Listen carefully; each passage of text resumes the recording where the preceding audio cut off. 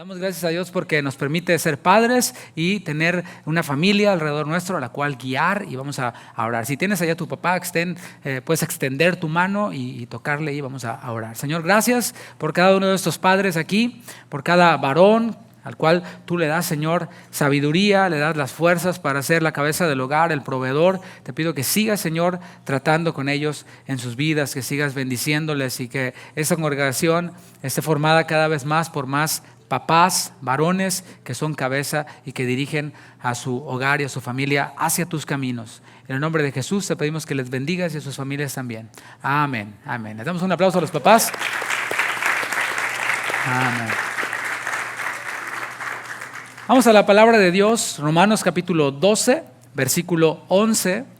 El día de hoy vamos a hacer una pausa en la serie dominical que estamos llevando en esta predicación expositiva de la epístola a los Filipenses. Hoy vamos a hacer una pausa, y el próximo domingo también, por el aniversario, y precisamente por eso es esta pausa, porque queremos conmemorar y hacer algo especial hoy como nuestro 5º aniversario. Aquí está viendo, ya pusimos aquí hasta un cartelito que nos recuerda que es nuestro 5º aniversario. Romanos 12:11, y el título de esta enseñanza es Una iglesia ferviente. Dice Romanos 12:11: en lo que requiere diligencia, no perezosos, fervientes en espíritu, sirviendo al Señor. El mes pasado, para ser exactos, en mayo 13, cumplimos 5 años pastoreando esta congregación, mi esposa y yo, la cual tuvo su inicio en la sala de nuestra casa, que es su casa. Aquel domingo iniciamos nosotros en la sala, como dije, éramos no más de 15 personas. Y ya esto incluida la familia, mi esposa, mis hijos, mis papás, mis primos. En total éramos 15 personas, solo 4 que no eran de nuestra familia de sangre. Aquí está mi hermanita querida que estuvo allí. Hoy y el próximo fin de semana queremos conmemorar nuestro 5º aniversario, y yo creo que es algo bueno. ¿Por qué? Porque nos ayuda a revisar el trabajo que se ha hecho desde entonces, y también nos ayuda a enfocarnos o a reenfocarnos en lo que sigue, en lo que hay que hacer. He tenido la bendición de criarme en la iglesia. Desde los 9 años llegué por primera vez a una iglesia cristiana con mis papás. Fue algo muy distinto a lo que yo estaba acostumbrado a vivir dentro de la iglesia tradicional, en la cual también me crié. De hecho, estudié en un colegio de monjas. Y cuando llegué por primera vez a una iglesia cristiana, lo que me impactó fue la alabanza, como muchos de ustedes, ¿no? Me impactó ver algo muy distinto a un grupo ahí enfrente con guitarras, con batería. Así fue la iglesia a la que llegamos, la gente danzando, la gente cantando en voz alta, y se experimentaba una libertad impresionante en aquella iglesia. Yo como niño no entendía muchas cosas, lo único que entendía era que me gustaba mucho la batería, y me sentaba ahí enfrente de la batería, dejaba a mis papás por allá. Después les dije que quería aprender la batería y me dijeron: no, la guitarra está bonita, hijo, la otra hace mucho escándalo, ¿no? Y me dieron una guitarra. Y después, por causa de la música, porque me dediqué a estudiar primero de forma amateur y luego de forma profesional música, por causa de la música he tenido la oportunidad de visitar muchísimas iglesias. De hecho, he perdido la cuenta de cuántas iglesias he visitado en México, mi país de origen, aquí en Estados Unidos y en otros países. En toda esta travesía he conocido iglesias muy distintas, muchas iglesias y muy distintas. Unas muy lindas, unas padrísimas, otras no tanto. Y hace muchos años, siendo yo todavía un adolescente, en esa etapa, cuando llegué a la iglesia, unos poquitos años después, empecé a tocar, a servir en el equipo de alabanza de mi iglesia. Y un varón de Dios, me voy a reservar su nombre, pero es un varón de Dios muy, muy reconocido, que hizo mucho por el evangelio en México, sobre todo siendo él extranjero. Ese varón de Dios, de la nada, estaba hablando de otra cosa, estaba orando por la gente, yo estaba atrás tocando, y de la nada impone sus manos sobre mí y me dice: así te dice el Señor, yo te llamé a ser pastor. Yo tenía alrededor de 13 años o algo así, y me acuerdo que dije: este viejito algo le falta, ¿no? Ya se le están yendo las cabras. Sin duda no me conoce, porque yo era de los peores de los niños en la iglesia. De hecho, las maestras de la iglesia infantil, cuando les tocaba dar clases y sabían que iba a estar yo, se ponían en ayuno, oración, velada, ¿sí? Y era el terror, y lo digo, bueno, con vergüenza ahora, ¿no? Yo las bendigo a esas hermanas. ¿Se imaginan el galardón que tienen en los cielos? impresionantes. Y yo decía, ¿cómo está diciendo esto este viejito? No sabe lo que está diciendo. Pero, ¿saben? El Señor depositó una semilla en mi corazón. Y eso se quedó allí, algo que yo evadía, algo que yo no deseaba, porque yo quería ser músico. Por eso me metí a estudiar música. Mis compañeros de generación, de mi salón, los veo cuando veo la tele, ahí está tocando con Shakira, con Ricky Martin, con Luis Miguel, o sea, esos son mis compañeros. De hecho, hace poco que fui a la Ciudad de México a visitar al pastor Daniel, me llamó uno de ellos que toca el trombón con no sé qué artista, pero antes tocaba con Juan Gabriel. Y así, o sea, ese era mi proyecto de vida, mi sueño, mi anhelo.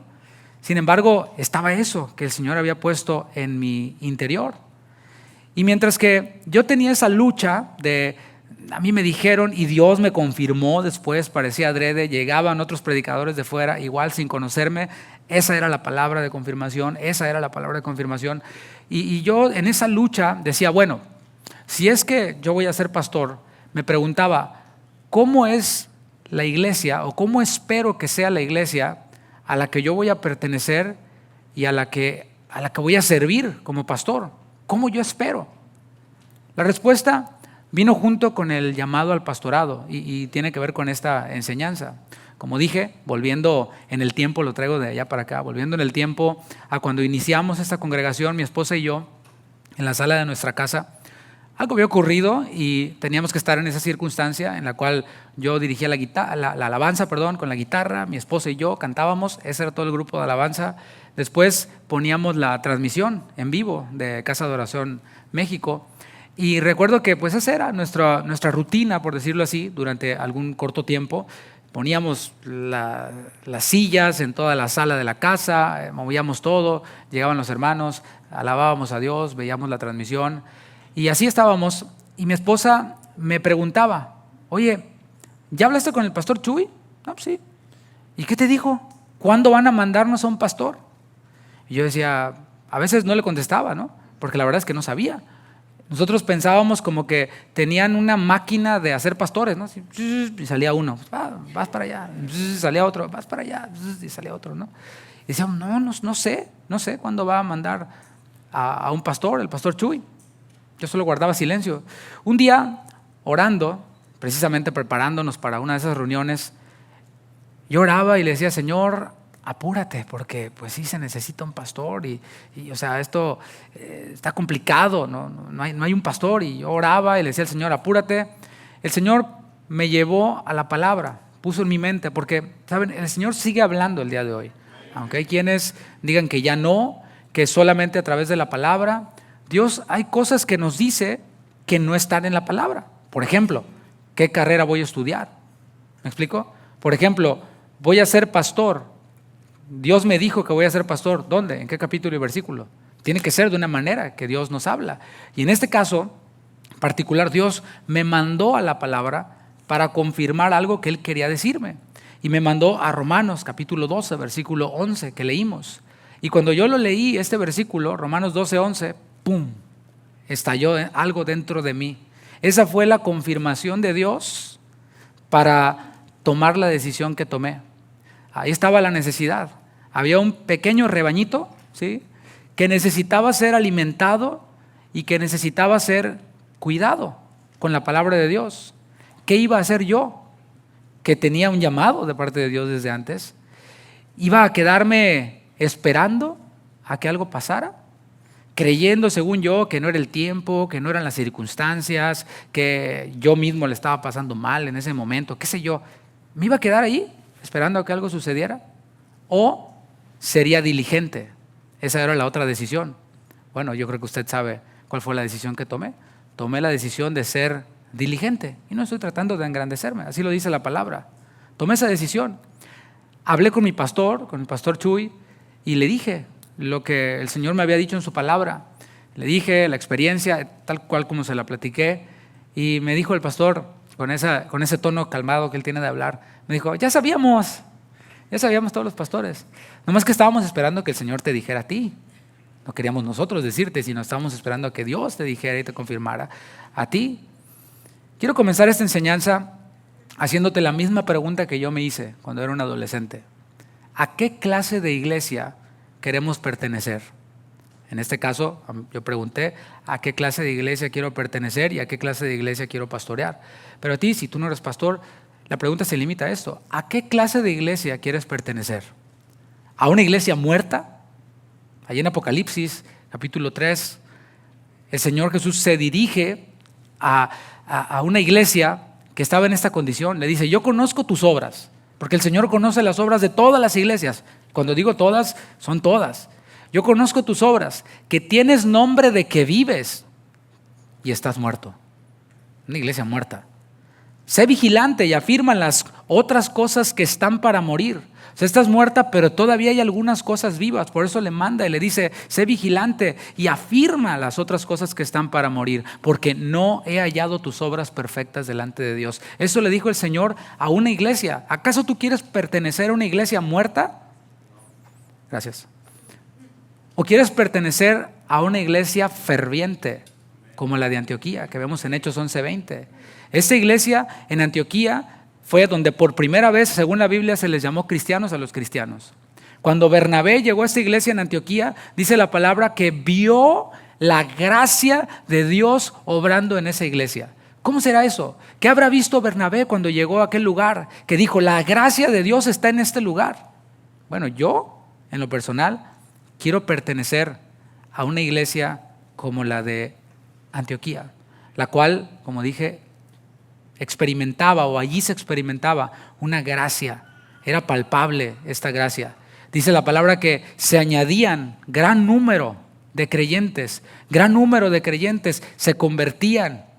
¿Por qué? ¿Porque tenían un gran pastor? No, porque los cristianos de allí hacían lo que les tocaba hacer. En medio de una generación individualista, en medio de una generación egoísta y superficial, todavía pueden haber iglesias fervientes, así lo creo yo. Ahora sí hago la pregunta nuevamente, ¿a qué clase de iglesia quieres pertenecer? ¿A una ferviente? Bueno, si tú quieres pertenecer a una iglesia ferviente, allí te va la respuesta. Tienes que ser tú ferviente. Que dices, sí, qué chiste, ¿no? Si quiero pertenecer a una iglesia ferviente, pues yo he de ser ferviente. Si quiero pertenecer a una iglesia muerta, pues me quedo así como estoy. No hago nada. Es lo que hace un muerto, ¿no? ¿Qué hace un muerto? Nada. Veamos de nuevo Romanos 12, versículo 11. Vamos a ver solo ese versículo y lo vamos a estudiar. Dice la primera parte, en lo que requiere diligencia. Ahí me voy a detener. Ahí nos detenemos. Y hay una palabra clave. Y la palabra clave es diligencia. Esa palabra proviene del griego spoude, que significa celo. En ocasiones, la prisa que acompaña a ese celo. Y esto, déjame te explico un poquito, ¿no? Es ser celoso y apresurado. Es provocar las cosas. Es ir en pos de algo. Y hay muchas cosas en las que se requiere actuar con prontitud, con celo.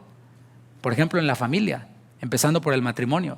En el matrimonio se necesita que haya este celo, que haya esta prontitud, esta disposición, que las parejas puedan hablar entre sí, que las parejas puedan ventilar de una manera madura, como adultos que son, sus diferencias.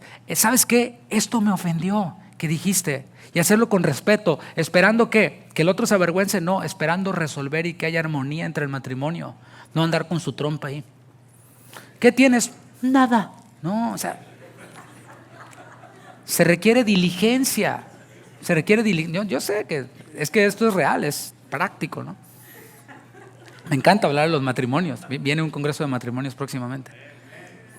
Se requiere diligencia en el matrimonio. Y me refiero a diligencia en ir a la palabra y aplicar lo que dice la palabra. Y decir, ok, te ofendí, me ofendiste, vamos a resolver nuestras diferencias. Vamos a hacer a un lado los reproches y vamos a ir en pos de la reconciliación, en pos de la paz, que reine la paz y que nuestros hijos, que mira, están así, aprendan de cómo se debe llevar a cabo un matrimonio. No estoy hablando como mi tema principal el matrimonio, estoy hablando de lo que requiere diligencia. Tu matrimonio requiere diligencia, mi hermano, mi hermana.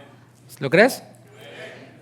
¿Te conectas los miércoles cuando hacemos servicio online y hay tema de matrimonios? Okay. ¿Tomas notas? ¿Lo escuchas con tu esposa? Son cosas que podemos hacer si creemos que se requiere diligencia. Pero está también nuestra relación con nuestros hijos. hablando de la familia. La familia requiere diligencia. ¿Cuántos dicen amén? Bueno, nuestros hijos requieren diligencia. Y esto a los padres, hoy en Día del Padre, ahí les va de regalo del Día del Padre, mis hermanos. Somos nosotros los responsables de criar a nuestros hijos. Somos nosotros los responsables de que ellos sean hombres de bien. Y debemos de asegurarnos de que eso ocurra. Y dejar de lado ya esa mentalidad, no le voy a poner un adjetivo, nada más lo voy a dejar como esa mentalidad y ya, en la cual yo no hablo inglés, mi hijo no habla español. ¡Ay, qué barbaridad! ¿Y la comunicación? ¿Y quién le va a enseñar sobre las drogas? ¿Y quién le va a enseñar sobre cómo relacionarse con una mujer si es hombre o con un hombre si es mujer? O sea, ¿me explico? Todas esas cosas son responsabilidad del padre y es básico que hablemos el mismo idioma y eso requiere diligencia. Una de dos, o aprendes inglés o le enseñas español, pero tiene que haber comunicación. Requiere diligencia, la familia es importante. Hay más cosas que requieren diligencia, como nuestra salud, nuestra alimentación, requiere diligencia. Es fácil comernos todo lo que se nos atraviesa por enfrente, como si fuéramos Pac-Man. Todo. Y traes a los fantasmas atrás, ¿no? Se acordaron todos.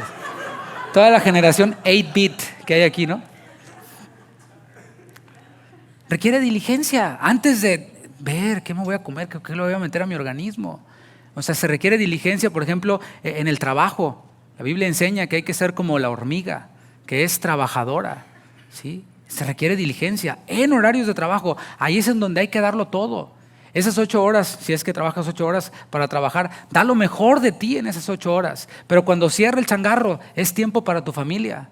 Dios es sabio que nos dio 24 horas, 8 para trabajar, 8 para tu familia, 8 para dormir. Si no estás durmiendo suficiente, bueno, revisa cualquiera de las otras 2. Pero Dios por eso nos dio el tiempo para que lo administremos. Puso a Adán y a Eva para que señorearan, para que administraran lo que Él les había dado, y una de esas cosas es el tiempo, pero requiere diligencia que nosotros podamos administrar correctamente nuestro tiempo. Por ejemplo, también están los estudios requieren diligencia. Por ejemplo, asistir a clases requiere diligencia. Si tú estás estudiando o estudiaste o tus hijos están estudiando, sabrán que si llegan cierto tiempo tarde a la clase, pues ya simplemente no tienen asistencia. En algunos lugares no los dejan entrar, en otros lugares entras, pero como si no viniste, tienes falta. Y después de ciertas faltas ya no apruebas la materia.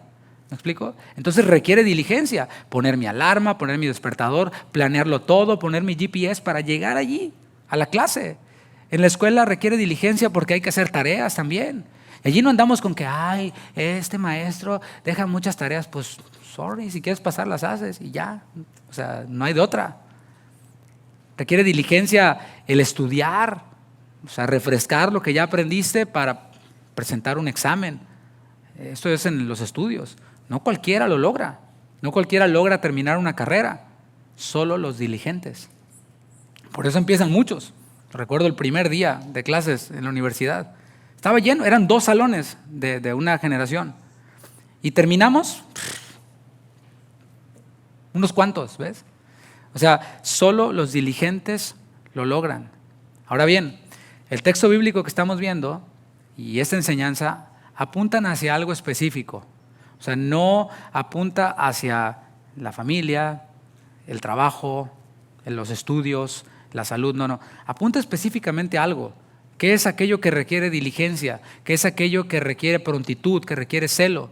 Bueno, la respuesta la encontramos en el contexto. Si estamos leyendo Romanos 12:11, si nos vamos para atrás para agarrar un poquito de vuelo, en el capítulo 12, versículo 1, cuando empieza el capítulo allí de Romanos, Pablo les dice a los romanos, hermanos, estoy hablándoles a cristianos, les dice, os ruego por las misericordias de Dios que presentéis vuestros cuerpos en sacrificio vivo. Esto le agrada al Señor. Ese es un culto racional, es la manera inteligente de presentarse al Señor y de adorar al Señor. Luego les dice, no se conformen a este siglo.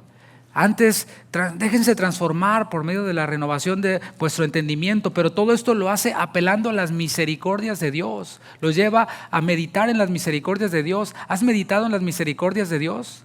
Y no dije la misericordia, dije las misericordias. El profeta decía, por tu misericordia no hemos sido consumidos, porque sí que nos portamos de tal manera que si Dios quisiera nos pudiera fulminar en ese momento. Con las cosas que decimos, con las cosas que hacemos, con las que dejamos de hacer, con las que decimos que vamos a hacer y no hacemos. Pues luego le prometemos a Dios cosas que ni Él nos pidió y tampoco las cumplimos. O sea, hay muchos motivos por los cuales Dios pudiera fulminarnos. Esa es la realidad, aunque no le guste a alguien, pero esa es la realidad. Sin embargo, por sus misericordias, que dijo también el profeta, son nuevas cada mañana y su fidelidad es grande. Y nos dice, mediten en esas misericordias. Hay personas que están viviendo tiempo extra, así como en los partidos de fútbol, ¿sí? Que termina el partido, están empatados, se van a tiempo extra. Hay personas que ya se debían de haber muerto, pero el Señor las dejó vivir y las está dejando vivir un ratito más por su misericordia. ¿Para qué? Para que hagan su bucket list y se vayan a no sé dónde y se compren quién sabe qué y prueben no sé qué. No, para que se arrepientan, para que sean salvos y vengan al conocimiento de la verdad. Y les dice, consideren las misericordias de Dios. Luego, en los versículos 3 al 8 les habla acerca de los dones espirituales, usando la ilustración de un cuerpo humano que está formado por miembros. Y está hablándoles allí acerca de la iglesia, está hablándoles acerca de la obra de Dios. Así que esto que requiere diligencia, ¿qué es? La obra de Dios, la iglesia de Dios. Yo te pregunto, ¿es importante la obra de Dios para ti? ¿Es algo que requiere diligencia? Qué bueno. En la mañana se las apliqué, pero ahorita quise ser más buena onda, porque les dije, no me respondan. Porque si yo digo, ¿es importante la obra de Dios para ti? Y dicen amén, pero llegaron tarde a la reunión. Por eso dije, eso fue los de la mañana, los de aquí no. O sea, es importante la obra de Dios. Vas llegando, empieza a 11:30, vas llegando a las 12. ¿Me explico? O sea, ¿qué tan importante es, no? Bueno, la idea de esta enseñanza es que concienticemos, ¿no? Para Jesús, su obra, su iglesia, sí es prioridad. Él vino, de hecho, a hacer la voluntad del Padre. Si tú le preguntabas a Jesús, ¿qué viniste a hacer? Vine a hacer la voluntad del Padre. Y para él, hacer la voluntad del Padre era tan importante como comer. ¿Es importante comer para ti? Yo sé que sí, lo es, para mí también. Para Jesús era importante hacer la voluntad del Padre, pero más importante que comer, más allá todavía. La obra de Dios es lo que requiere diligencia. No es una cosa que requiere diligencia. No es esa cosa que si sobra tiempo requiere diligencia. No. Según Jesús, la obra de Dios, según la palabra, la obra de Dios es lo que requiere diligencia. Cuando Jesús inició su ministerio terrenal, estaba ocupado, mis hermanos. Vayamos a Mateo capítulo 9, vamos a detenernos ahí 3 versículos en el Evangelio según Mateo capítulo 9. Versículo 35. Dice la palabra de Dios, para que veamos cómo Jesús estaba ocupado. Recorría Jesús todas las ciudades y aldeas. Estamos hablando aquí de un viaje o viajes. ¿Qué tal es viajar? ¿A cuánto les gusta viajar aquí? ¿Sí? O sea, sí, me gusta estar en otro lado. Me gusta estar en Destin, Florida, ¿no? Así con así la arena blanca, el sol, maravilloso. Me encanta estar allí. O en Cancún, ¿verdad? O sea, nos vamos a Cancún, en Cancún, o sea, maravilloso. Lo que no me gusta es hacer la maleta y que si vas a ir en avión, tiene que pese el equipaje y que los líquidos y esto y llegar a tal hora y que te cancelen el vuelo. O sea, eso es lo que no me gusta. Eso requiere un esfuerzo, requiere que pongas tu despertador porque si no el avión te deja y así, ¿no? Jesús recorría todas las ciudades y aldeas, él viajaba. Él asumía todas las incomodidades que pudieran implicar o representar tomar un viaje. Iba por todas las ciudades y aldeas. ¿Qué hacía Jesús en esos viajes? Dice, enseñando en las sinagogas de ellos y predicando el evangelio del reino y sanando toda enfermedad y toda dolencia. Son 3 cosas. Este recorrido vemos que se daba en las sinagogas. Ahí es en donde los judíos se reúnen todavía a estudiar las escrituras. Allí él enseñaba a los que ya iban ahí dispuestos a aprender.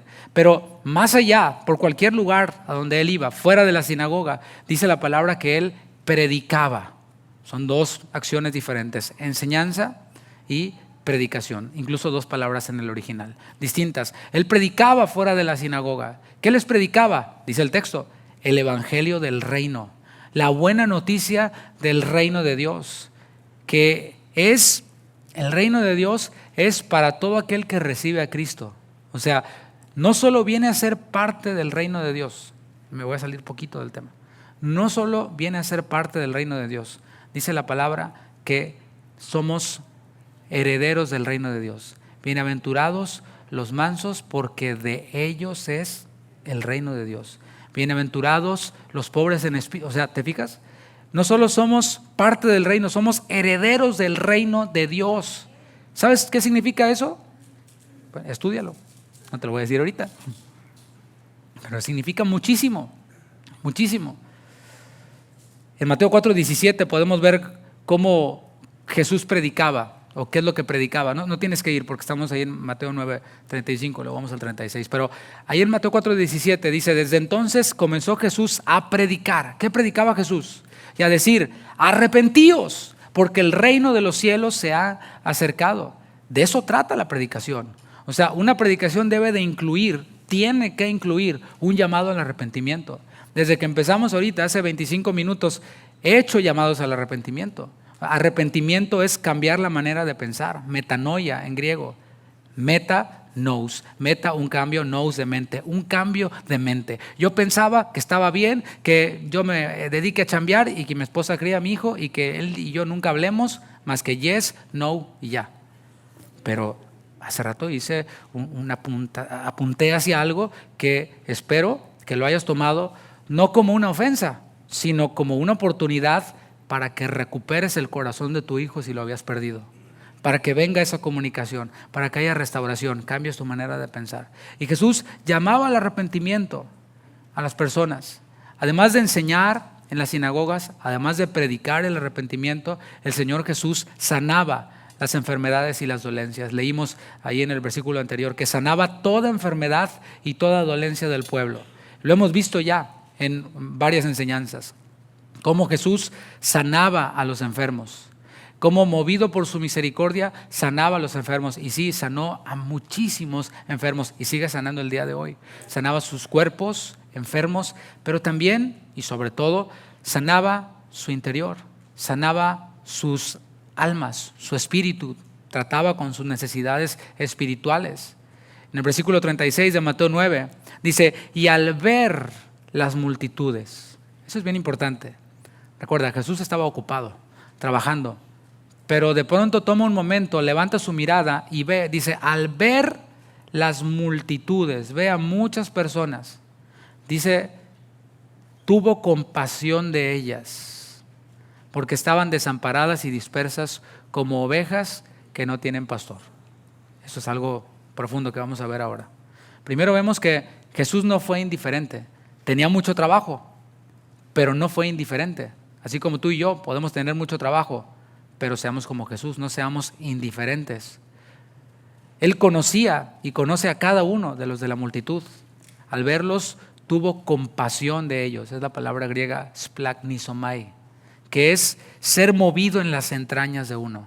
¿Alguna vez has sido movido en tus entrañas? ¿Sí? ¿Cómo se siente? ¿Se siente como un nudo en la garganta, como un hueco en el estómago? No sé cómo describirlo. Bueno, el Señor Jesús fue movido en sus entrañas.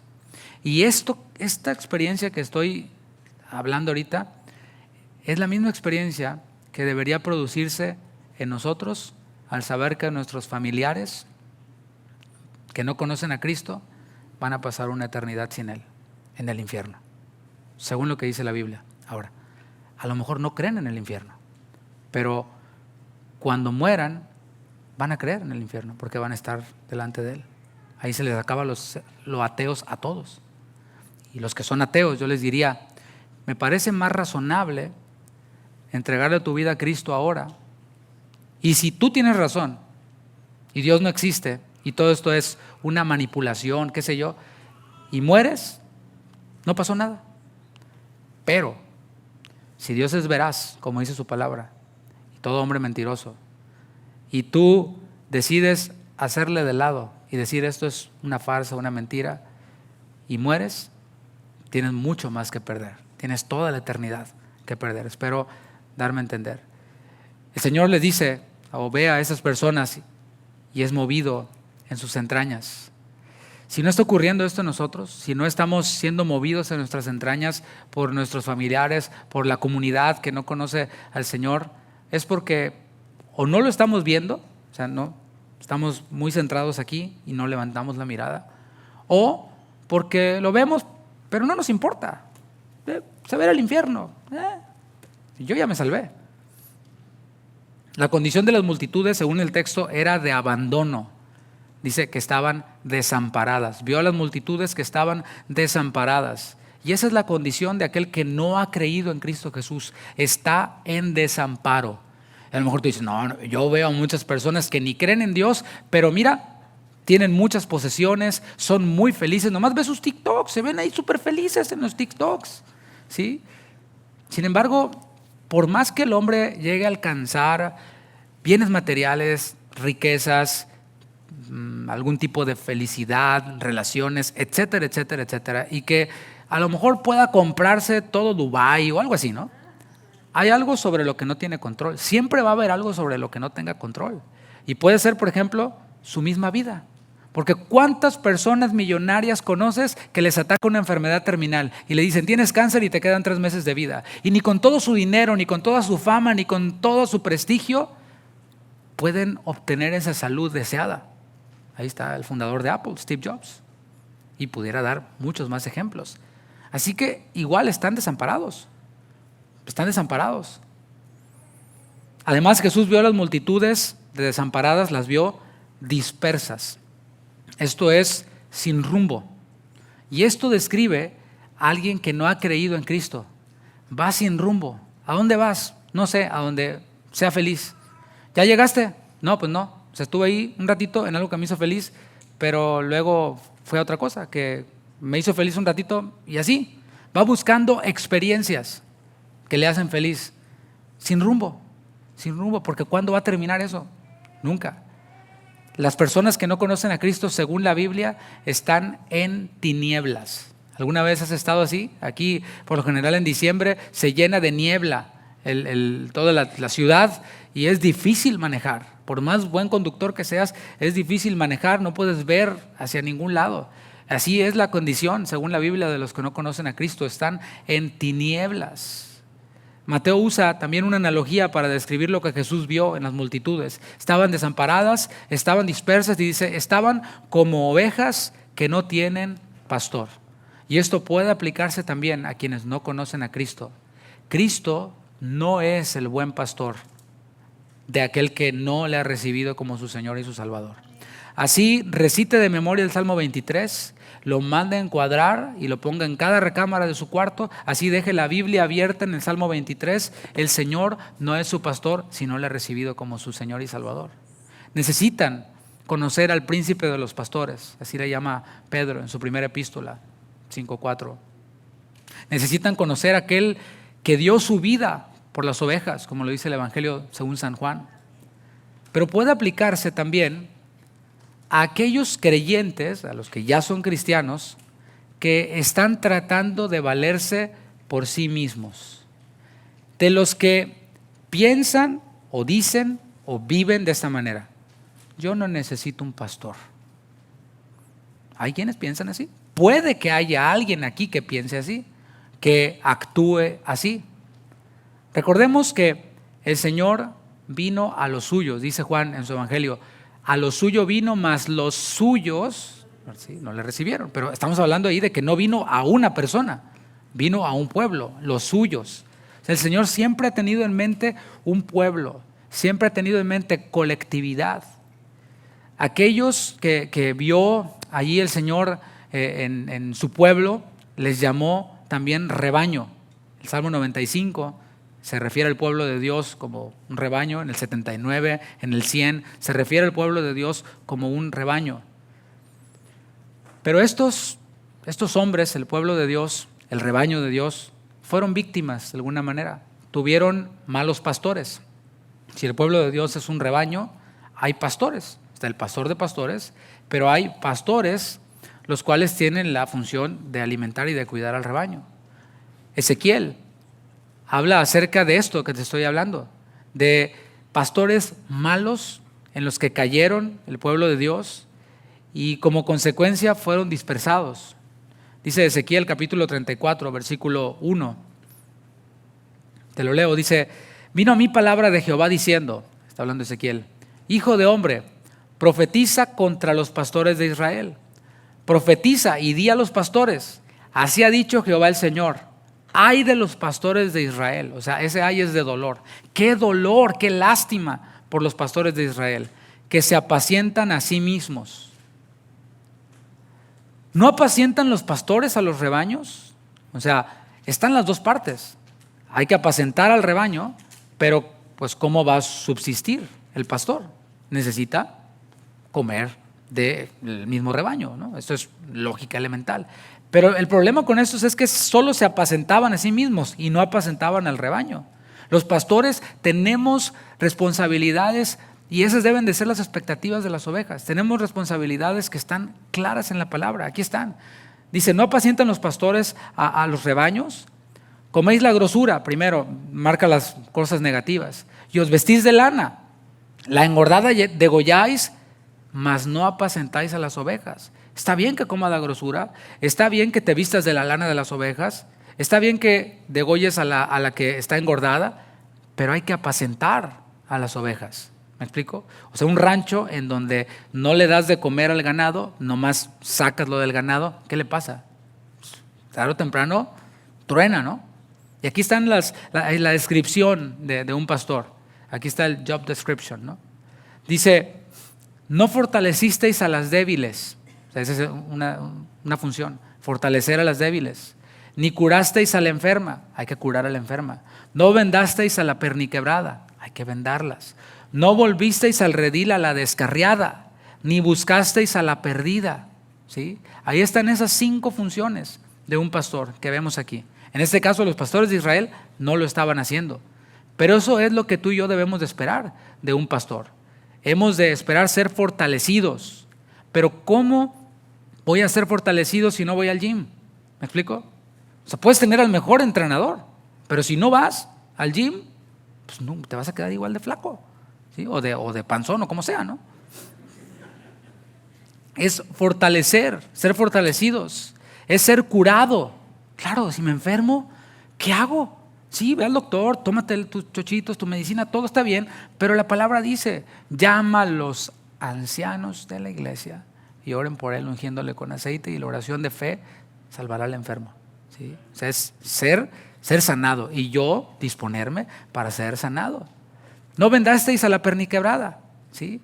Porque las ovejas también se quiebran las piernas por ser animales que tienen una vista corta, a veces pisan donde no deben y se rompen su pierna. Y hay ovejas así, que traen toda la pierna así. ¿Cómo estás? Bien, pastor. Yo no necesito ningún pastor. Toda la pierna así, ¿no? Todo bien, toda la pierna así. Después, al no ser restaurada la pierna, pues se queda toda chueca y así quedan ya muchos porque no fueron restaurados por un pastor. No volvisteis al redil a la descarriada. Sí, a veces las ovejas se descarrían y a veces los pastores tomamos el teléfono y le decimos, hermano, hermana, tienen 5 domingos que no te veo, ¿cómo estás? ¿Estás bien? Y te dejan en visto. ¿Cómo te voy a hacer volver al redil? Digo, o sea, por más que sea mi deseo y que yo sea bien buena onda, no voy a ir con un comando armado a sacarte de tu casa, ¿no? Y traerte a la fuerza a la iglesia. Eso ya es decisión tuya. Otros son un poquito más corteses y te responden el mensaje y te dicen, sí, pastor, no fui. Oye, no te vi en la iglesia, ¿estás bien? Y la respuesta es, sí, no fui. Ok, gracias por iluminarme con tu sabiduría, ¿no? Necesitaba saber eso. O sea, uno entiende, ¿no? Lo que significa esa respuesta es Ketty.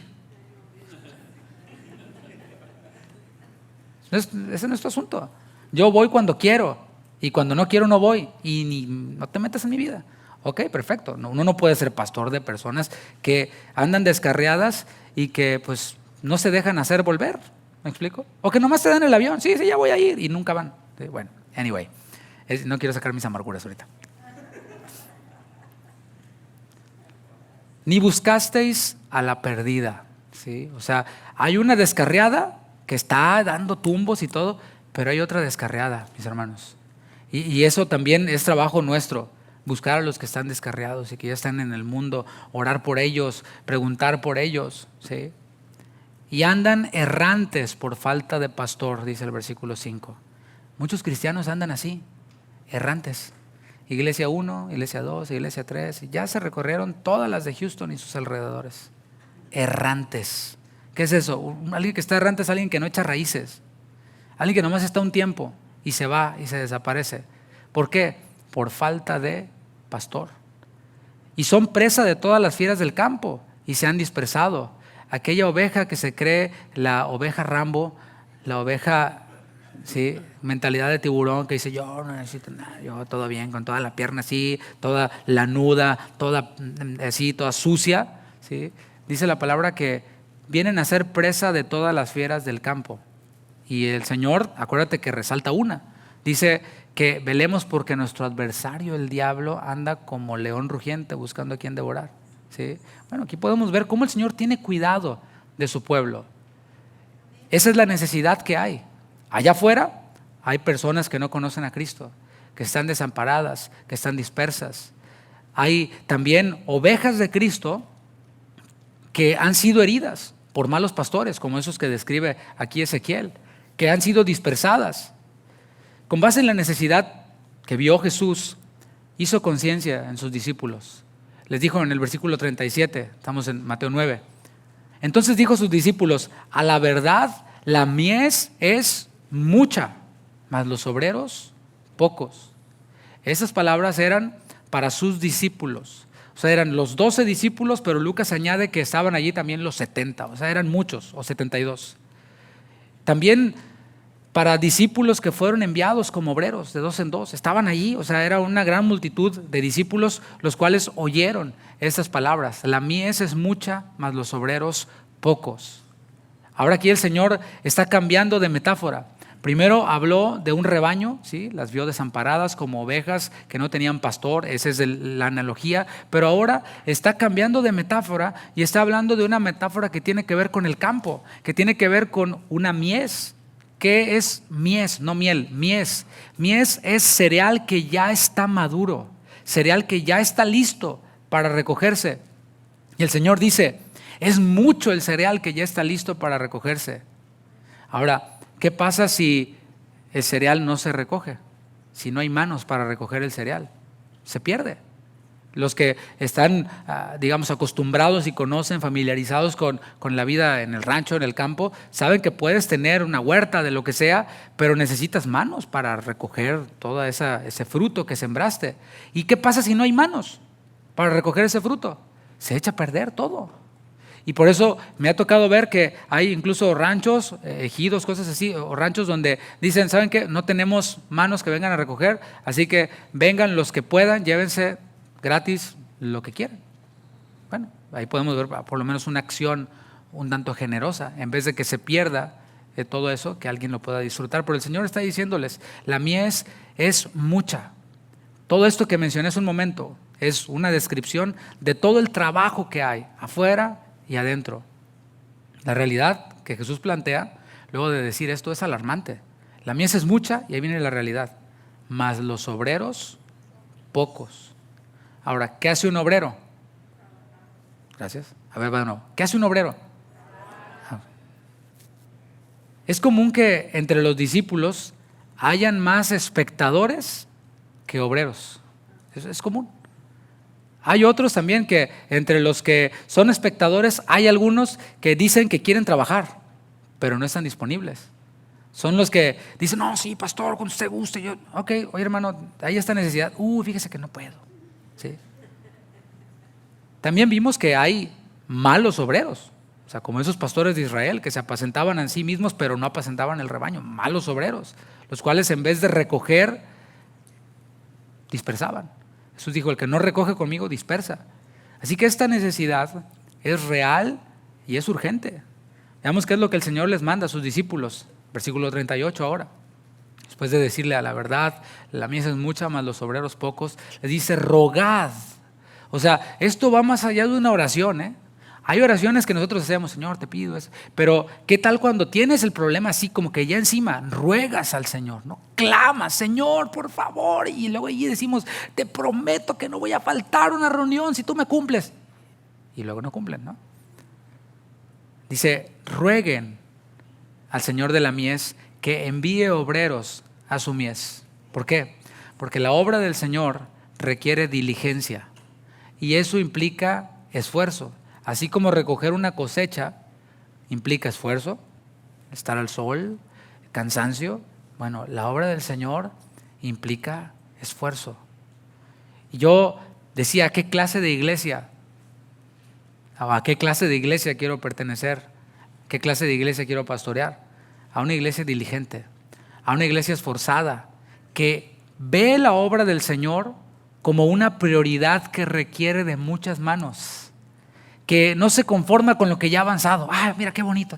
Y no, que no se conforma con lo que ya ha avanzado, sino que ora para que más manos se añadan a la obra. A esa es la iglesia en la que yo quiero permanecer. ¿Tú también? Dale un aplauso al Señor.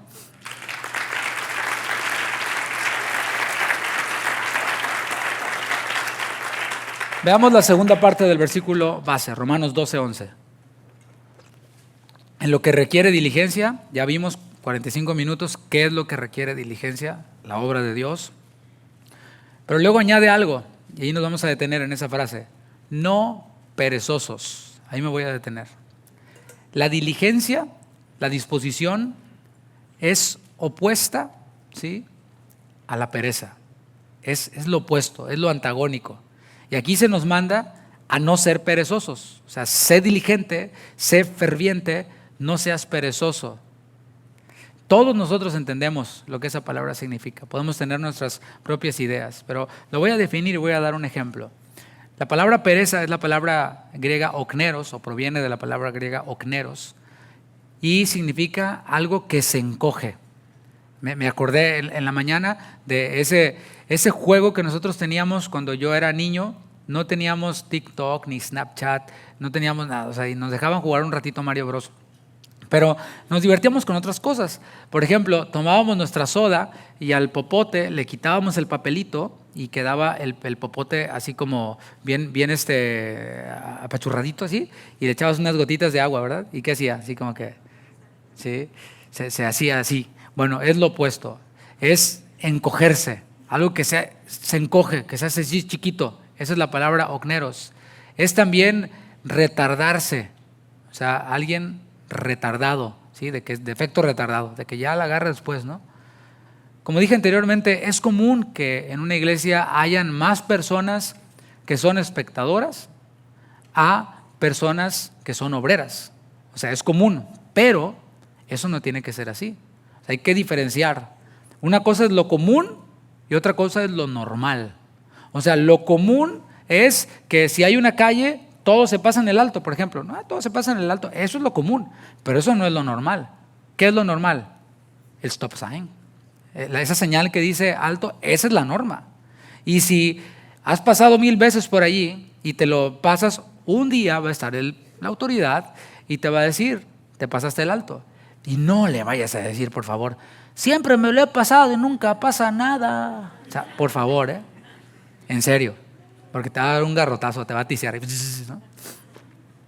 No, o sea, la norma es el stop sign, esa es la norma. Lo normal es seguir eso. Así que, como dije, es común que en una iglesia hayan más espectadores que obreros, pero esa no es la norma. Por eso el Señor nos mandó a rogar por obreros. Y no hacerlo solo como protocolo. Señor, manda más obreros. No. Hacerlo esperando respuesta. Clamar esperando respuesta. Y yo espero que después de esta serie que vimos, tú ahora ores esperando una respuesta del Señor. Si hay una persona enferma y tú oras por la persona que está enferma, pues, ¿qué estás esperando?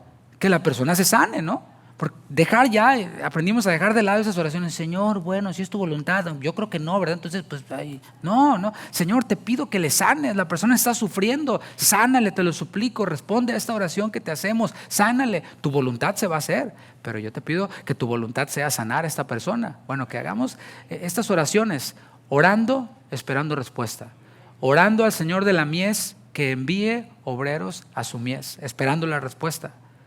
Ahora, la Biblia no dice que oremos para que Dios nos quite lo perezosos, porque a veces lo volteamos. Las oraciones que dice la Biblia que hagamos, no las hacemos y nos inventamos las nuestras. Y oramos cosas como esas: Señor, quítame lo perezoso, Señor. ¿No? ¿Sí? No dice eso la Biblia. El no ser perezosos es algo que nosotros hacemos. Es una decisión que nosotros tomamos con la ayuda del Espíritu Santo, los que somos creyentes. Y es que la pereza tiene serias consecuencias. Un conductor perezoso que no descansa bien, ¿qué le pasa? Seria consecuencia, ¿no? Si se duerme manejando, es una seria consecuencia. Y así pudiera dar más ejemplos acerca de cómo la pereza viene a traer serias consecuencias. Pero estamos hablando de lo que tiene que ver con la obra de Dios y con la iglesia. Jeremías dijo en Jeremías 48:10: maldito el que hiciere indolentemente la obra de Jehová. ¿Sí se entiende lo que es indolentemente? La obra de Jehová. Si eso es para el que la hace indolentemente, ¿qué será para el que no la hace de plano? Ni la considera. Le da igual. Por tanto, ya que la pereza tiene serias consecuencias, hay que luchar con ella, ¿no crees? Hay que batallar contra ella. Es algo que proviene de la carne, mis hermanos, está en nosotros, es algo de la carne. Por tanto, es una tentación, como veíamos el viernes, que vendrá constantemente a nuestras vidas. Tenemos que batallar contra ella. Y cuando me da flojera de no congregarme, batallo contra la flojera y le digo: hazte para allá, yo voy a ir y voy a hacer lo que tengo que hacer. Imagínense que el pastor, no vino el pastor, le dio flojera venir. Yo también soy humano. A mí también me da flojera, pero hay que batallar con ella, ¿me explico? Y hay más cosas por hacer y el ministerio demanda más y más y luego están todavía: pastor, ¿y cuándo vamos a tener esto? ¿Y cuándo vamos a tener aquello? Cuando se ponga las pilas usted, hermana. Porque si nomás de estar pidiendo como si fuera el restaurante, pues está complicado, ¿no? Pero vemos cómo hay que luchar con la pereza y tomar estos riesgos y tomar estas oportunidades que el Señor nos da para su obra. Hay un sinnúmero de distracciones que nos guían al ocio, que nos guían a la pereza. Me voy a poner cosas bien prácticas. Por ejemplo, recuerda, estamos hablando de la iglesia, de la obra de Dios. Están las redes sociales, las cuales son una bendición. Casa de Oración Houston tiene redes sociales y todo. Pero, ¿qué cuando está el cristiano que sabe que al otro día hay reunión y que ya sea que venga a la de las 9, a la de las 11, pues hay que ser puntuales? Pues así como soy puntual en el trabajo, en otras cosas, pues a la reunión también, ¿no? Y entonces digo: ok, son las 11 de la noche. En vez de apagar la luz y dormirme, estoy dándole cuerda a esta onda. Redes sociales. Y te desvelas viendo redes sociales. Y al otro día, no, otro ratito más, y llegas tarde a la reunión. Dije que iba a ser bien práctico, ¿no? O sea, está comprobado que la luz de estos dispositivos le mandan el mensaje al cerebro de que es de día. Y por eso no puedes dormir. ¿Y qué haces cuando no puedes dormir? Vas al teléfono y estás viendo redes sociales y menos puedes dormir, ¿sí? Y al otro día, la reunión la veo en línea o llego ya medio oculto. Está bien, no hay problema. Ahora, que quede claro, no estoy diciendo si vas a llegar tarde mejor no vengas. No. Vamos a quitarnos el hábito de ser impuntuales y a quitar ese estigma latino de que siempre llegamos tarde, los latinos y los cristianos peor. Así que es algo que tiene que ver con nuestro desarrollo. Decía que hay un sinnúmero de distracciones que nos distraen, que nos llevan a la pereza. Y está, por ejemplo, personas, no cosas, pero personas que no nos edifican. Hay personas que, lejos de ayudarnos a avanzar, acuérdate, veíamos el viernes, Pablo recomendaba a personas y les decía: les recomiendo a Timoteo, les recomiendo a Epafrodito, sean como ellos, ¿sí? ¿Por qué? Porque ellos les van a edificar, ellos quieren el bien para ustedes. Hay personas que no, están Himeneo y Fileto, esos desvían a muchos, a esos los censuro, dijo Pablo, no tengan nada que ver con ellos. Bueno, están los dos partidos, por decirlo así. ¿Qué hacen muchos? No, vámonos con Himeneo, es que es bien buena onda Himeneo. Sí, pero te va a estancar. Y hay personas que a veces yo veo y van llegando a la iglesia y digo: Señor, que puedan buscarse a alguien que les va a edificar, pero no. Tristemente los ves con personas que han estado estancados y que los estancan todavía más. A veces hasta los hacen retroceder. Y es triste eso, lo he visto en años, ya 5 años, ¿no? Hay relaciones que nos estancan, que no nos edifican. ¿Qué hay que hacer? Bueno, como dijo Pablo a los filipenses, dijo, para que aprueben lo mejor. O sea, es bueno, sí, estar con los hermanos, los brothers, sí, es bueno, pero aprueba lo mejor. ¿Qué es lo mejor? Lo que me va a edificar. ¿Quién me va a edificar? Al otro, brother, te saludo, todo chido, acá, pero tengo quien me edifico y con quien puedo echar raíces en una relación todavía más allá. Hay también decisiones que nos apartan de forma sutil, que nos van llevando a la pereza, al estancamiento. Y resulta que ibas bien en tu caminar con Cristo, que estabas acudiendo a todas las reuniones, estabas leyendo tu Biblia todos los días, conectándote a los discipulados, teniendo compañerismo con otros cristianos que te edifican, pero de pronto llegó una oportunidad a tu vida. Y en vez de considerar lo que tenías ya, valioso espiritualmente, que es lo que requiere diligencia, dijiste, es que esto me va a generar un ingreso mayor. Es que esto me va a colocar aquí o allá, y visto los beneficios temporales. Hay personas que dicen, no, sí puedo con las dos cosas, y se avientan las dos cosas, sin preguntar. Decíamos, ovejas desamparadas que no tienen pastor, y que el pastor pregunta, está muy ocupado, y sí está, pero estoy para eso. Y hay quienes simplemente toman sus decisiones. Hay otros que sí preguntan, pero así como Pedro, cuando llegaron a arrestar a Jesús, dice la palabra que llegaron a arrestar a Jesús y dice Pedro, Señor, ¿heriremos espada? Saca la espada y le corta la oreja. Espérate, brother, todavía ni te respondía. O sea, hiciste la pregunta y ya estás mochando oreja. No, tranquilo. Y muchos así son. Pastor, hago esto, ¿cómo ves? Mira, yo opino que no, ya lo hice. Entonces, ¿de qué se trata, no? ¿Me explico? Por eso el Señor pone alrededor de nosotros y lo dice alguien que también es pastoreado, alguien que también está bajo autoridad. Nadie está más allá de la autoridad en las cosas de Dios. Y vemos cómo hay personas que nos apartan, decisiones, decía, que nos apartan de forma sutil, y a lo mejor tú ahora mismo estás, sí, ya ubiqué, que esa decisión que tomé me ha apartado y me ha estancado y ahora estoy en la pereza, hundido en la pereza.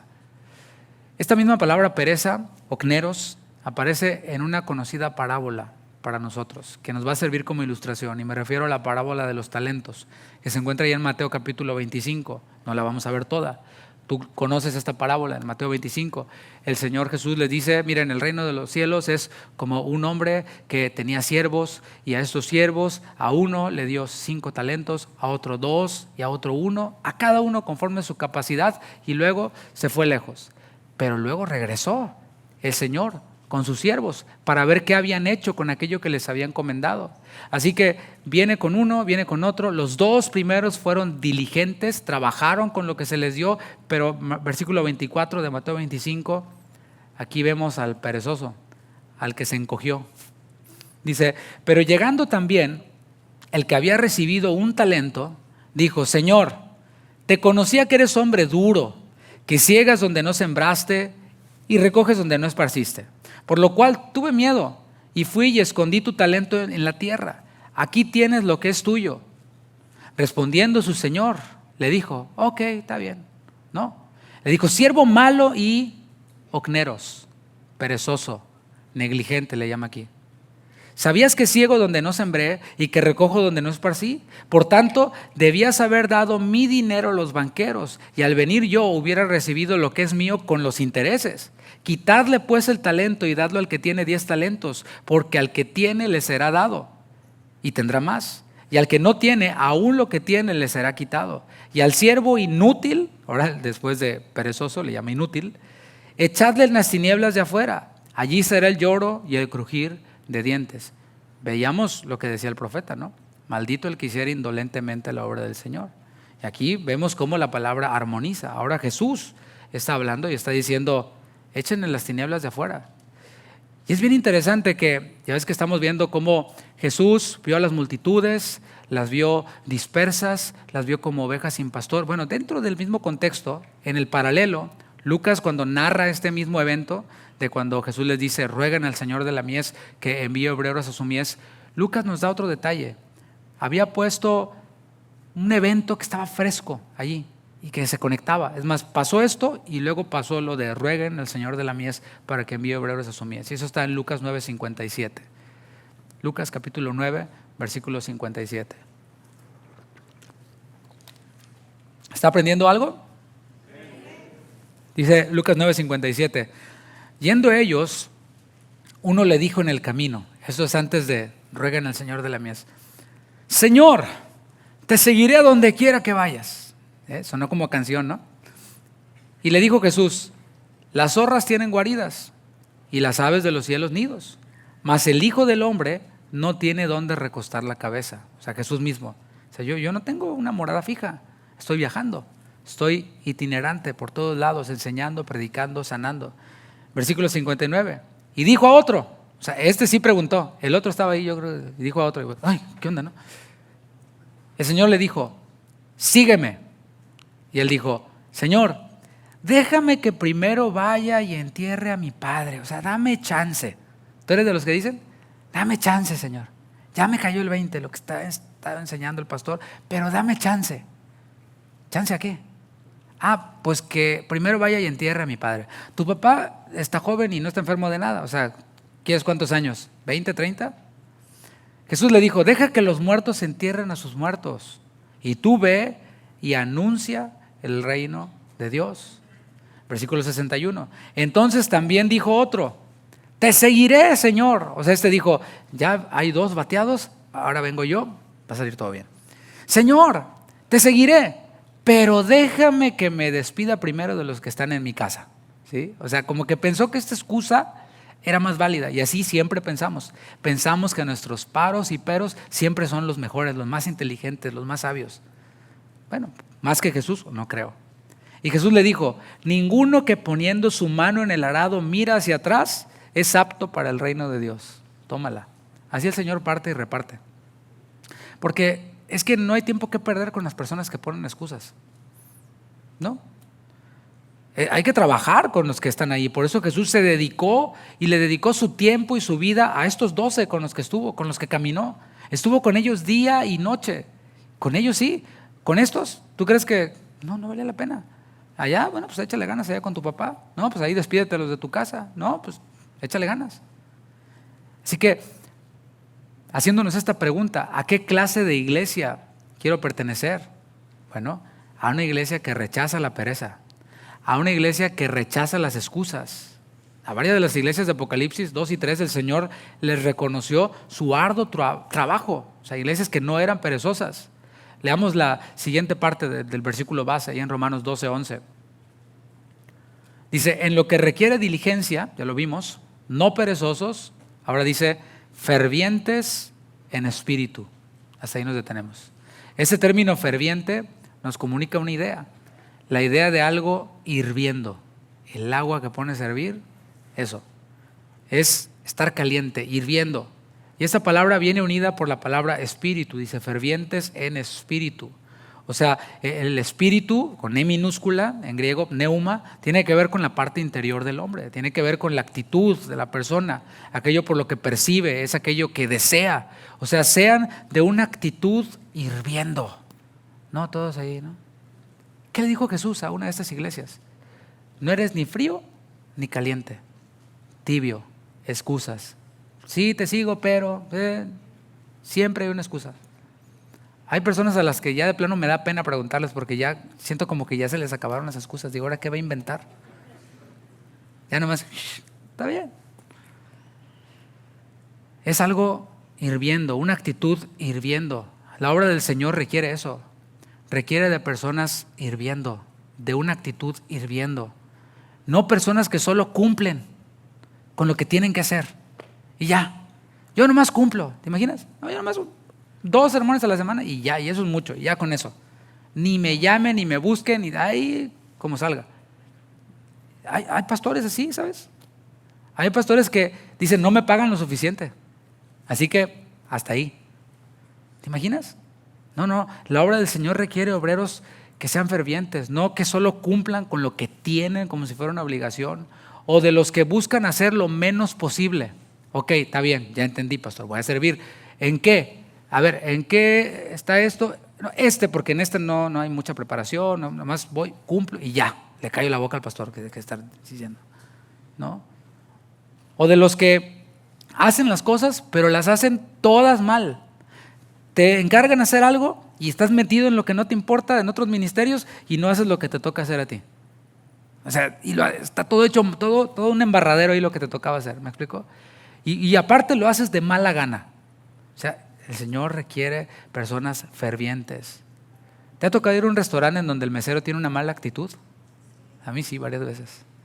En donde llegas para pasar un buen rato con tu familia, etcétera, comer algo rico y llega el mesero. ¿Qué quieres? ¿Te imaginas? O sea, está horrible. Ahora, ¿te imaginas a Jesús sirviendo así? Señor, te traje a mi hija que está endemoniada. Y Jesús, no, o sea, no se percibe el Señor sirviendo así.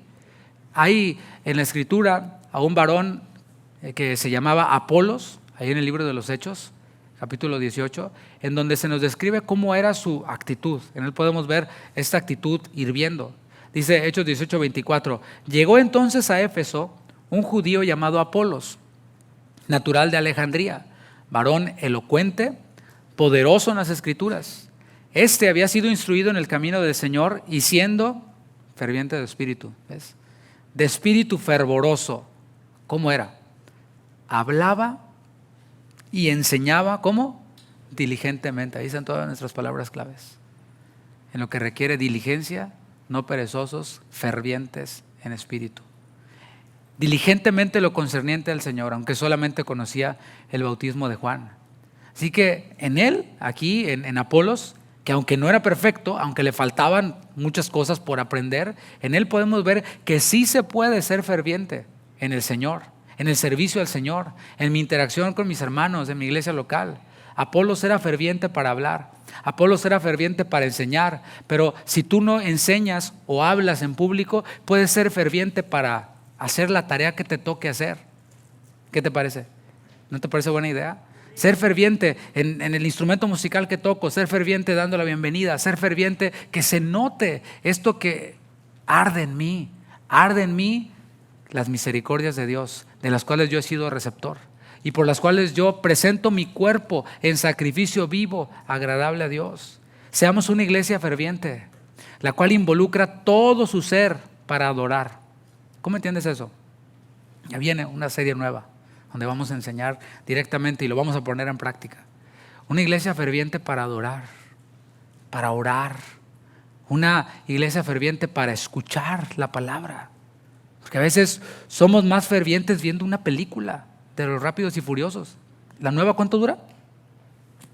Como 3 horas, no sé cuánto. ¿Sí? O sea, y ya está re buena. Y yo veo, si así fueran para escuchar la predicación el domingo, otro gallo nos cantaría. Si fuéramos fervientes, así como algunos son fervientes, dije el domingo pasado de los Astros y el jersey de $150, ¿te acuerdas? Mi esposa me corrigió, me dijo que eran 250, así que una disculpa, eran 250. Y ayer vi a alguien con ese puesto y dije, órale, le voy a cortar un pedacito, ¿no? Y fuimos al centro y estaban jugando los Astros. ¿Qué día fue esto? Hace un par de días, jueves. Y veíamos a la gente con este calor de 100 grados estacionando su carro hasta allá, porque si lo quieres estacionar cerca te cuesta $50 o 60. Con su carro estacionado hasta allá y caminando. Y los vieras cómo iban. El juego no sé a qué hora era, pero esto era antes de que empezara el juego. Temprano, estacionando su carro. Y van ahí contentos en el calor a ver jugar a los Astros y a verlos perder para acabar. Por un triste juego de béisbol. ¿Sí? Yo veía lo ferviente, ¿no? Así que yo creo que sí se puede ser ferviente en el Señor. Y me ayudó a no desistir de mi sueño de que un día los hermanos lleguen así, hagan fila afuera para poder entrar. En vez de que lleguen tarde, estén afuera esperando a que se abra y a que puedan pasar. Eso lo vimos ahora en marzo, en el desafío juvenil. Veíamos que los jóvenes estaban afuera de casa de oración queriendo entrar. Y el pastor dijo, ¿qué hacen allá afuera? Déjenos entrar, hace mucho calor. Y entraban, hermanos. Eso sí parecía un juego. Sí se puede. Sí hay todavía cristianos fervientes. Que seamos una iglesia ferviente para servirnos los unos a los otros. Y aquí no se trata de, el pastor nos está manipulando. No, yo hago mi parte. Y trato de ser ferviente en lo que tengo que hacer, pero en lo que puedo, además de eso, hacer. Seamos de los que caminan la milla extra, de los que dan más de lo ordinario en su tiempo y en todos los sentidos. Está lo ordinario y está la bendita discusión de que si el diezmo es... Mira, para un espíritu agradecido, el diezmo no es nada. ¿Me explico? Si yo le pertenezco todo a Dios, y lo dijo Pablo cuando estaba hablando precisamente de aquellos hermanos pobres que dieron para la obra de Dios, dijo, ellos mismos se dieron, o sea, dieron de lo que tenían, y si hubieran podido se avientan ellos allá al ofrendero. ¿Me explico? O sea, ser de los que dan más allá del ordinario. No, es que eso a mí no me toca. No, es que ese no es mi ministerio. No, es que eso no me gusta. Ok, necesitas entender lo que dice Romanos 12:11. Y para concluir, al final del texto hay algo muy importante. Dice, en lo que requiere diligencia, no perezosos, fervientes en espíritu, sirviendo al Señor. Recuerda, estamos conmemorando nuestro 5º aniversario. Y aquí nos enseña para quién lo hacemos. No lo hacemos para el pastor. Te repito, yo hago mi parte. Y si hace falta algo, hacemos nuestra parte. Doy gracias a Dios por el equipo que hay en nuestra congregación. El pastor Juan, su esposa Lupe, son personas entronas. O sea, son personas que no le dicen que no a nada en lo que tiene que ver con la obra de Dios. Los líderes somos personas que vivimos para el ministerio, literal. ¿Sabes cuál es nuestro hobby? There's no hobby, la iglesia. ¿Sí? Y ¿sabe qué? Soy feliz porque tengo a Cristo. Alguien que no conoce a Cristo, por iglesia, y luego su hobby la iglesia. No, este es un fanático. No, fanáticos son los que caminaron a ver a los astros. Esos son fanáticos. Los que pagan por ver a Taylor Swift y pagan quién sabe cuántos miles de dólares. Los que van y oyen a Peso Pluma, les da cáncer de oído de irse mugrero.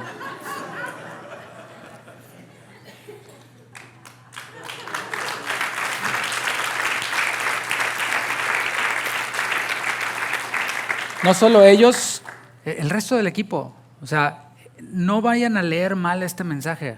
Este mensaje no es un reproche a la iglesia. No. Por el contrario, es una invitación a los que todavía no están siendo bendecidos con esto, de ser diligentes, de no ser perezosos, de ser fervientes en espíritu, de servir al Señor, de que lo experimenten. Vale la pena, no solo por la plenitud y felicidad que provoca aquí, sino por lo que estamos sembrando para la eternidad, si es que creemos que hay eternidad. Hace poco en una conferencia para líderes escuché una invitación de un pastor y hacía una ilustración, más bien que me pareció formidable. Era una paráfrasis de un texto bíblico que vamos a ver ahí mismo en Mateo 25. Él decía, mira, es como si llegaras ante Jesús. Lo ves, ¿no? O sea, ves a Jesús y le dices, hola Jesús, ¿cómo estás? Oye, ¿qué necesitas? Le dices a Jesús, ¿qué necesitas? Como luego bien, pastor, ¿qué se necesita? Pero con Jesús, ¿no? ¿Qué necesitas? Y el Señor, como todo un caballero, te respondería, mira, la verdad, yo no necesito nada. Yo soy Dios. No necesito nada. Pero allá afuera hay muchas personas. Todos ellos sí necesitan, sí tienen necesidades. Y si tú les sirves a ellos, es como si me estuvieras sirviendo a mí. Y eso decía que es una paráfrasis de lo que dijo Jesús en Mateo 25:31. Mismo discurso de la parábola de los talentos, allí alrededor de esto. En el versículo 31 dice Jesús, cuando el Hijo del Hombre venga en su gloria y todos los santos ángeles con él, entonces se sentará en su trono de gloria. Esto va a pasar porque va a pasar. ¿Usted lo cree? Y serán reunidas delante de él todas las naciones y apartará los unos de los otros, como aparta el pastor a las ovejas de los cabritos. Un pastor tiene que identificar, esa es oveja, ese es cabrito. Le hacen diferente, es diferente, hay que distinguir, ¿no? Sí. Y pondrá a las ovejas a su derecha y a los cabritos a su izquierda. Entonces el rey dirá a los de su derecha, venid, benditos de mi Padre, heredad del reino preparado para vosotros desde la fundación del mundo. ¿Se acuerda que dije? Porque de ellos es el reino de los cielos. Aquí está, ¿cuándo va a llegar? ¿Cuándo se va a consumar ese momento? ¿Por qué? Versículo 35. Porque tuve hambre y me disteis de comer, tuve sed y me disteis de beber, fui forastero y me recogisteis, estuve desnudo y me cubristeis, enfermo y me visitasteis, en la cárcel y vinisteis a mí. Entonces los justos le responderán diciendo: Señor, ¿cuándo te vimos hambriento y te sustentamos? ¿O sediento y te dimos de comer? ¿Y cuándo te vimos forastero y te recogimos? ¿O desnudo y te cubrimos? ¿O cuándo te vimos enfermo o en la cárcel y vinimos a ti? Respondiendo el rey les dirá: de cierto os digo que en cuanto lo hicisteis a uno de estos mis hermanos más pequeños, a mí me lo hicisteis.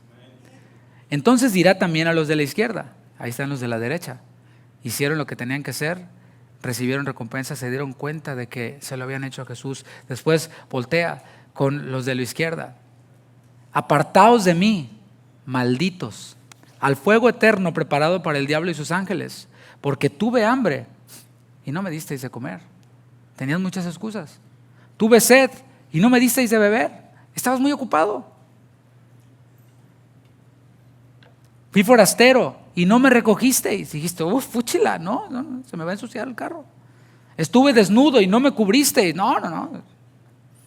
Enfermo y en la cárcel y no me visitasteis.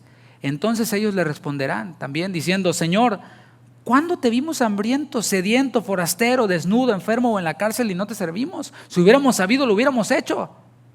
Entonces le responderá diciendo: de cierto os digo que en cuanto no lo hicisteis a uno de estos más pequeños, tampoco a mí lo hicisteis. E irán estos al castigo eterno y los justos a la vida eterna. Decía el texto que leímos: lo hacemos para el Señor, porque a Cristo el Señor servís. Sea lo que sea que hagamos para el servicio en la obra de Dios, en la iglesia de Cristo, en la iglesia local, por pequeño que parezca, hagámoslo como para Él. O sea, no es poético lo que estoy diciendo, es literal. Haz de cuenta que Jesús mismo está al lado de ti. Si das la bienvenida en la puerta, haz de cuenta que Jesús está al lado de ti. No estoy diciendo que el patrón de tu trabajo está al lado, porque ahí sí, derechito y trabajando, ¿no? No, Jesús, el que te salvó, el que te redimió, el que te perdonó, ahí al lado de ti. Si enseñas a los niños, haz de cuenta que Jesús está al lado de ti. Si cantas o tocas en la alabanza, haz de cuenta que Jesús está al lado de ti. Si participas en multimedia, si limpias el templo, haz de cuenta que Jesús está al lado de ti. Si así fuera, no llegaríamos tarde, no faltaríamos sin avisar o sin una excusa válida. No renunciaríamos por cualquier causa. No, ya soy que ya. No. Si supiéramos que Jesús está al lado de nosotros, ¿cómo lo haríamos? Lo haríamos con excelencia, lo haríamos con pasión, diligentemente, fervientemente.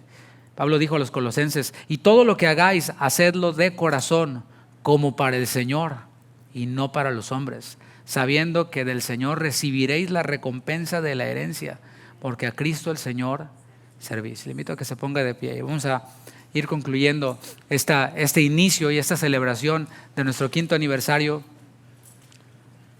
haciendo un llamado. El llamado es a que seas un creyente esforzado. ¿Estás dispuesto a hacerlo? No forzado, ya tengo que, no, esforzado. A que seas un creyente de los que rechazan la pereza y dice: sí, hay mucho que descansar, hay mucho que tirar por ahí el cotorreo, pero está la obra de Dios. De aquellos creyentes fervientes, seamos creyentes que lo hacemos todo para el Señor. Y si cada uno de nosotros, los que estamos aquí, o por lo menos los que somos miembros de esta congregación, somos así, ¿qué crees? Seremos una iglesia ferviente. No una iglesia muerta, sino una iglesia ferviente. Te invito a que cierres tus ojos y antes de tomar un tiempo con el Señor para reflexionar y para hacer llamados a los creyentes, me gustaría hacer un último llamado. Si hubiera alguien aquí que no conoce a Cristo, que no es oveja de Cristo, que Él no es tu pastor, que Él no es tu Señor, que Él no es tu Salvador, solo has oído de Él, pero has dirigido tu vida como tú has querido. Hoy el Señor te sigue llamando, sigue teniendo la puerta abierta para ti, para ser tu pastor, el que cure tus heridas, el que cure tu pierna quebrada, el que te alimente, el que te apaciente, el que te unja. Y Él dijo: el que a mí viene, yo no le echo fuera. Y si hoy tú te acercas a Él y le dices: Señor, perdona mis pecados, quiero que seas mi Salvador, porque solo tú pudiste salvarme. El Señor perdona tus pecados. Él es fiel y justo para perdonarte y para limpiarte de todo mal. Él te limpiará. ¿No quisieras ser limpio? ¿No quisieras disfrutar de una vida en plenitud? No una vida sin problemas, sino una vida en plenitud. Y que puedas salpicar de bendición a tu familia, a tus hijos y a todos a cuantos están alrededor de ti. Señor, sigue trayendo convicción de pecado a aquellos que no te conocen. Sigue obrando en ellos, Señor, como lo has hecho hasta el día de hoy. Puedes levantar tu voz, mi hermano. Ahora quiero hacer un llamado final para los creyentes, para los hermanos. Hoy el Señor te ha hablado. Hoy el Señor, has oído de Él que se requiere diligencia para su obra. Has oído de Él que la pereza tiene serias consecuencias. Si quizás tú habías estado estancado en la pereza, hoy el Señor te da la oportunidad. Hoy el Señor te dice: vuelve a mí. Así que habla con Él. Solo a Él podemos acudir. Él quiere ministrar tu corazón. Él quiere restaurar tu vida. Con tus ojos cerrados, habla con Él un tiempo.